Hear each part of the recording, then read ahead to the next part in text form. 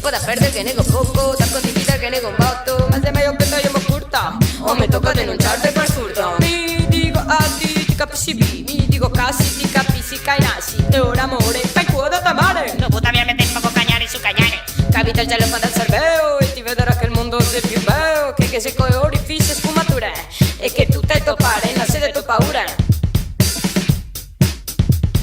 Mi sono responsabile di quello che dico, non di quello che ti vuol capire. Mi sono responsabile di quello che dico, non di quello che ti vuol capire.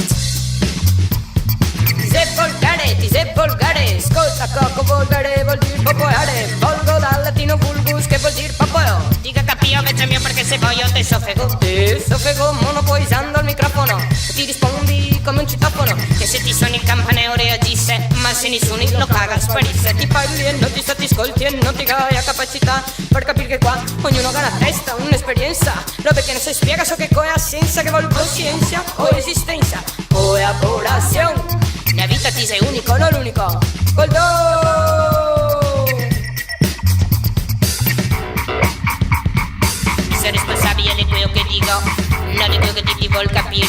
Mi sono responsabile di quello che dico, non di quello che ti vuol capire. Mi sono responsabile di quello che dico, non di quello che ti vuol capire. Mi sono responsabile di quello che dico, non di quello che ti vuol capire.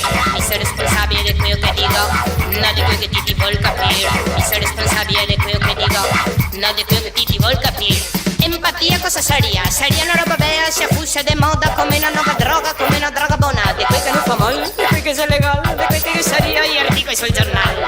Empatia portine via, mettersi nei panni degli altri non sei una malattia, non sei ipocrisia, sei un passo in più per dar fuori dal tuo ego trip. Mi dico trip, ti pensi LSD e ti dismentighi dell'ego. Che se quello che te ciava te spiego. Ego, ti te immagini un ego dell'ego che ti monte e rismonte per ser, che prima sei vegan e dopo perché.